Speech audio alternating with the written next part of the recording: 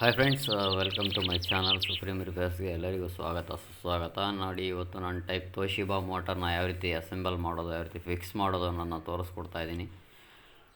ನೋಡಿ, ಈ ಥರ ಮೊದಲಿಗೆ ಆರ್ಮೇಚರ್ನ ಕೂರಿಸ್ಕೋಬೇಕಾಗುತ್ತೆ. ಆನಂತರ ಫೀಲ್ಡ್ ಕಾಯಲ್ ಅಂತ ಏನು ಬರುತ್ತೆ, ಇದನ್ನು ನಾವು ಮತ್ತೆ ಈ ಥರ ಕೂರಿಸ್ಕೋಬೇಕಾಗುತ್ತೆ. ಕರೆಕ್ಟಾಗಿ ಹೋಲ್ ಏನು ಮಾರ್ಕ್ ಇದೆ ಆ ಮಾರ್ಕ್ಗೆ ಲೆವೆಲಾಗಿ ಕರೆಕ್ಟಾಗಿ ಕೂರಿಸ್ಕೋಬೇಕು. ಆನಂತರ ಉಳಿದ ಇನ್ನರ್ಧ ಒಂದು ಅಲ್ಯೂಮಿನಿಯಂ ಬಾಡಿಯನ್ನು ನಾವು ಕೂರಿಸ್ಕೋಬೇಕು.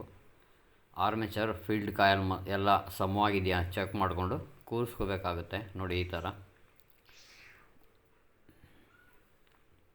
ಥರ ಕರೆಕ್ಟಾಗಿ ಸ್ಕ್ರೂಗಳು ಕೂರುವಂಥ ಜಾಗಕ್ಕೆ ನೇರವಾಗಿಟ್ಟು ಮೋಟರ್ನ ಈ ರೀತಿ ಫಿಕ್ಸ್ ಮಾಡ್ಕೋಬೇಕು. ಆನಂತರ ಇದಕ್ಕೆ 2 ಸ್ಕ್ರೂ ಬರುತ್ತೆ. ಆ ಸ್ಕ್ರೂಗಳನ್ನು ಹಾಕಿ ನಾವು ಟೈಟ್ ಮಾಡ್ಕೋಬೇಕಾಗುತ್ತೆ. ಮೊದಲು ಈ ಥರ ಫ್ರೀ ಆಗಿದೆಯಾ, ಮೋಟ್ರು ಈಸಿಯಾಗಿ ಓಡ್ತಾ ಇದೆಯಾ ಚೆಕ್ ಮಾಡ್ಕೋಬೇಕು. ಫ್ರೀ ಆಗಿದೆ ಅಲ್ವಾ? ನೋಡಿ, ಈ ಥರ ಕರೆಕ್ಟಾಗಿ ಕಾರ್ಬನ್ ಮತ್ತು ಕಾಮಿಟೇಟರ್ ಅಂತ ಏನು ಬರುತ್ತೆ ಅದು ಲೆವೆಲ್ಗೆ ಕರೆಕ್ಟಾಗಿರಬೇಕು. ಅದನ್ನು ನಾವು ಕರೆಕ್ಟಾಗಿ ನೋಡಿಕೊಂಡು ಈ ರೀತಿ ಫಿಕ್ಸ್ ಮಾಡ್ಕೋಬೇಕು. ಏರುಪೇರು ಇರಬಾರ್ದು. ಆನಂತರ 2 ಸ್ಕ್ರೂಗಳು ಬರುತ್ತೆ. ಈ ಥರ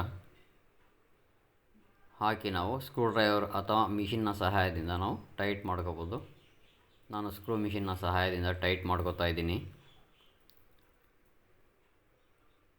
ಟೈಟ್ ಮಾಡ್ಕೊಂಡ ನಂತರ ಇದು ಕರೆಕ್ಟಾಗಿದೆಯಾ ಇಲ್ವಾ ಅಂತ ನಾನು ಚೆಕ್ ಮಾಡ್ತಾಯಿದ್ದೀನಿ.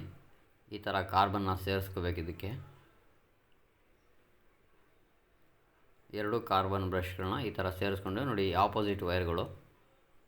ಇದು 3 ಸ್ಪೀಡ್ನ ಆಪೋಸಿಟ್ ವೈರ್ ಮತ್ತು ಇದು 2 ಸ್ಪೀಡ್ನ ಆಪೋಸಿಟ್ ವೈರನ್ನು ನಾವು ಸೇರಿಸ್ಕೊಂಡು ನೋಡಿ ಈ ಥರ ಲಾಕ್ ಮಾಡ್ಕೋಬೇಕಾಗುತ್ತೆ.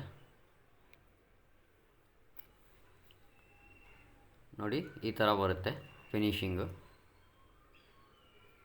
ಆನಂತರ ಇದನ್ನು ನಾನು ಹಾಫ್ ಕರೆಂಟಲ್ಲಿ ನಾನು ಚೆಕ್ ಮಾಡ್ತಾಯಿದ್ದೇನೆ. ಆಪೋಸಿಟ್ ವೈರ್ಗಳನ್ನ ನಾವು ಕಾರ್ಬನ್ ಕನೆಕ್ಷನ್ಗೆ ಕೊಟ್ಕೋಬೇಕು. ನೋಡಿ, ಇದು 3 ಸ್ಪೀಡು, ಇದರ ಆಪೋಸಿಟ್ ವೈರ್ 1 ಕಾರ್ಬನ್ಗೆ. ಈ ಥರ ಈಗ ನಾನು 110 ಕರೆಂಟಲ್ಲಿ ಕರೆಕ್ಷನ್ ಕೊಟ್ಟಿದ್ದೇನೆ. ಈಗ ಕೈಯಲ್ಲಿ ಮುಟ್ಟಬಾರ್ದು. ನೋಡಿ, ಹಾಫ್ ಕರೆಂಟಲ್ಲಿ ಇದು ಈಗ ರನ್ ಆಗ್ತಾಯಿದೆ. ವಿಡಿಯೋ ಎಷ್ಟಾಗಿದೆ ದಯವಿಟ್ಟು ಎಲ್ಲರೂ ಲೈಕ್ ಮಾಡಿ, ಶೇರ್ ಮಾಡಿ, ಕಮೆಂಟ್ ಮಾಡೋದನ್ನು ಮರಿಬೇಡಿ. ನೋಡಿ, ಇಲ್ಲೊಂದು ಕನೆಕ್ಷನ್ ಕೊಟ್ಟಿದ್ದೇನೆ, 110 ಕರೆಂಟ್. ಇದು ಕೈಯಲ್ಲಿ ಮುಟ್ಟಬಾರ್ದು. ಇಷ್ಟ ಆಯ್ತಾ ವಿಡಿಯೋ ನೋಡಿದ್ರೆ 110 ಕರೆಂಟಲ್ಲಿ ರನ್ ಮಾಡ್ತಾ ಇರೋದು. Thank you so much. Thank you friends. Thanks for watching.